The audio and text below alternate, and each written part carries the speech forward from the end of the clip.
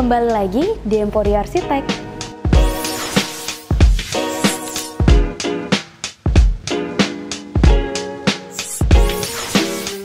Hai everyone, kembali lagi bersama Sang Ayu di sini. Nah, namun kali ini kita nggak akan ngebahas mengenai desain lagi. Nah, tapi kita di sini akan membahas tips mengenai desain-desain yang berkaitan dengan Emporio Arsitek tentunya. Nah, kali ini di sebelah saya sudah hadir Bapak Ida Bagus Banutama selaku owner dari Emporio Arsitek. Halo, selamat pagi Bapak. Selamat pagi. Kabar? Selamat pagi, kabar baik. Yes. Halo semua. Semoga kita semua selalu diberikan kesehatan dan Siap. selalu dalam karunia-Nya. Nah, oke, gimana kalau misalnya kita langsung aja ke inti dari percakapan kita kali ini nih? Oke, siap. Oke, jadi di sini kita akan ngebahas mengenai beberapa prinsip dari desain Emporio Arsitek itu sendiri. Ya. Nah, jadi di sini kita akan ngebahas 3 poin di mana terdiri dari prinsip peletakan masa bangunan, prinsip zoning, dan juga prinsip perletakan carport dan garasi. Nah, mungkin kita akan bahas dari prinsip perletakan masa bangunan. Oke, Pak, mungkin siap. bisa dijelaskan seperti apa? Baik, jadi prinsip peletakan desain bangunan atau masa bangunan ini kami mengambil dari prinsip dasar desain kami, yaitu membawa desain villa ke dalam rumah tinggal gitu.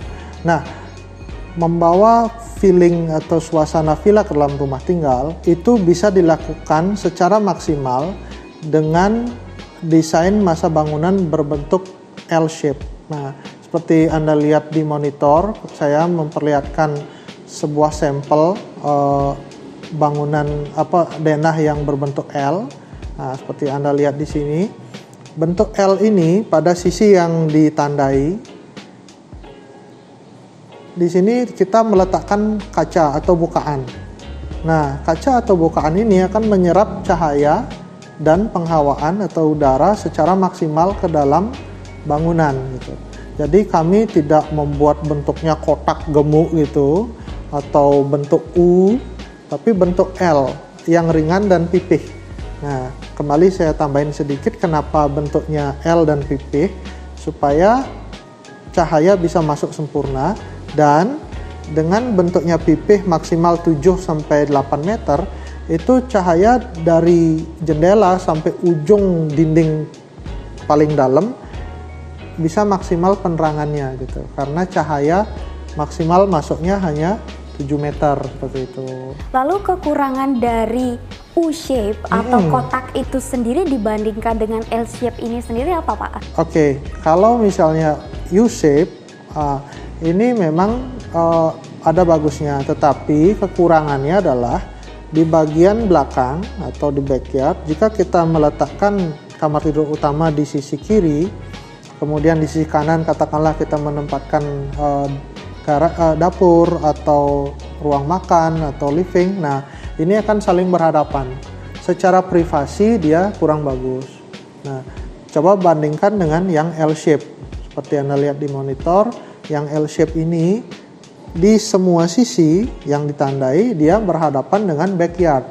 Jadi katakanlah tempat tidur itu melihatnya ke kebun, ruang living, ruang makan, bahkan ruang tamu begitu buka pintu utama dia melihatnya ke kebun. Jadi tidak ada privasi yang terganggu seperti itu, Sang Ayu. Nah, lalu kalau untuk bentuk kotak sendiri gimana, Pak? Oke, bentuk kotak.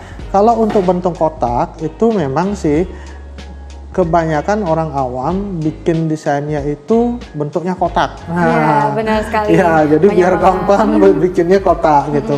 Kelemahan dari bentuk kotak, apalagi masa bangunan besar, itu adalah di pencahayaan. Nah, seperti yang saya bilang, cahaya begitu masuk ke jendela atau bukaan atau pintu atau segala macam, itu hanya bisa merambat maksimal 7 meter.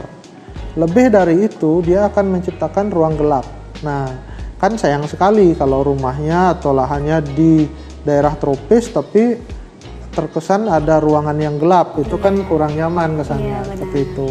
Ya. Nah, jadi memang kesimpulannya L-shape ini sendiri memberikan banyak keuntungan ya tentunya. Dimana di daerah tropis sendiri dengan bentuk L-shape ini sendiri kita bisa memaksimalkan penggunaan pencahayaan dan penghawaan alami. Betul. Yang tentunya menghemat penggunaan energi. Betul, kan? Dan villa itu terasa di rumah tinggal gitu. Karena view juga bisa maksimal ya, benar sekali. Siap. Ya, jadi seperti itu nih. Nah, kalau gitu kita lanjut aja ke prinsip yang kedua, yaitu prinsip zoning. Seperti apa kira-kira, Pak? Oke, sekarang kita masuk ke prinsip zoning ya. Jadi sebenarnya prinsip zoning ini adalah hal yang standar atau basic dalam dunia arsitektural. Di setiap lahan atau tanah itu dibagi menjadi 3 zoning. Yang pertama adalah zoning publik, yaitu yang paling dekat dengan jalan. Yang kedua adalah semi publik, yang bagian tengah. Yang terakhir yang paling jauh dari jalan adalah zona privat.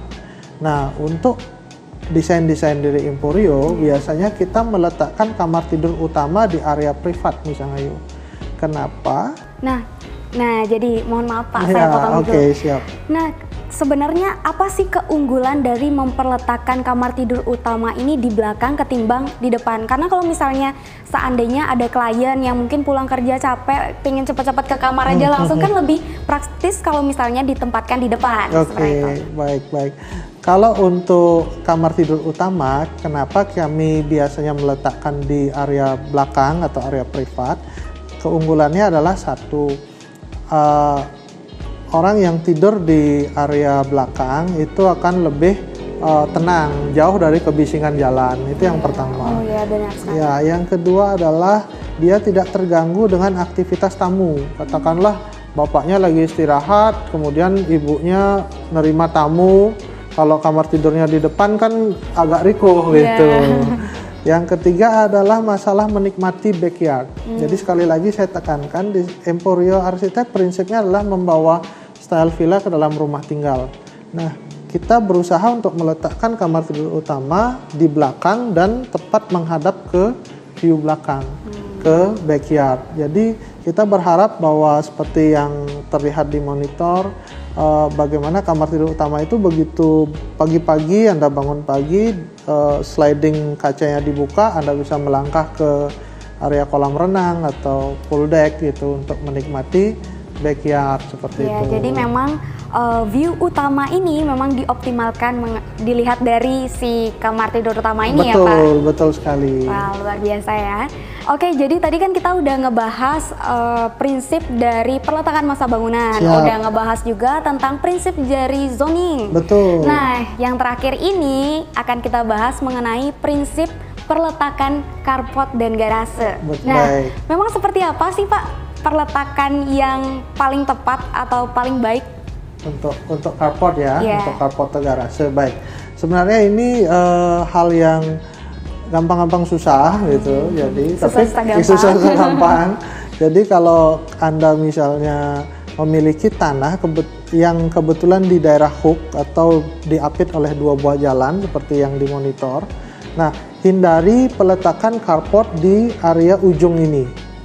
Nah, kenapa? Karena kalau Anda meletakkan carport di area ujung, di area hook, itu ketika Anda melakukan manuver masukkan mobil atau mundurkan mobil, problemnya adalah jika ada mobil yang dari sisi yang tidak terlihat, itu bisa kecelakaan atau menyulitkanlah Anda untuk melakukan manuver seperti itu. Itu yang pertama. Nah, lalu kalau misalnya nih Pak, kan karena berada di 2 sisi jalan, seandainya satu jalannya ini adalah jalan utama dan satunya adalah jalan lingkungan, tentu kita gampang menentukan di mana perletakan carport. Dan tapi jika keduanya adalah jalan utama, bagaimana cara kita untuk menentukan area mana yang seharusnya kita letakkan carport seperti Siap. Kalau betul yang Sang Ayu bilang. Jadi kalau misalnya tanah Anda hook dan kemudian 2 jalan mengapit tanah Anda, jika jalannya itu satu besar dan satu kecil, tentunya lebih gampang meletakkan carport di jalan yang lebih besar atau jalan utama. Tetapi kalau misalnya kedua jalannya sama-sama bagus, nah ini jadi problem kan? Nah, saya memberikan tips untuk Anda semua. Jadi saran saya, letakkanlah carport di sisi yang lebih lebar seperti di monitor ini. Nah, ini ada sebuah tanah yang bentuknya persegi, letakkanlah carport di area yang sisi lebih lebar. Kenapa? Karena jika carport ditempatkan di sisi lebih lebar, otomatis fasad bangunan akan menjadi lebih lebar, sehingga fasadnya akan lebih gagah, lebih keren gitu. Ya, bisa lebih divariasikan juga. Ya, benar. Ketika kita meletakkan fasad di area lebih lebar, variasi-variasi desain akan lebih banyak, sehingga desain rumahnya akan lebih cantik seperti itu. Oke, itu dia tadi tips-tips yang dibagikan langsung oleh owner dari Emporio Arsitek sendiri kepada Bapak Ide Bagus Banutama. Saya ucapkan terima kasih banyak karena sudah bersedia hadir untuk membagikan tips-tips ini kepada kita semua. Dan setiap minggunya kami akan kembali hadir untuk membagikan tips-tips desain lainnya kepada kalian. So, terima kasih sudah menonton dan sampai jumpa.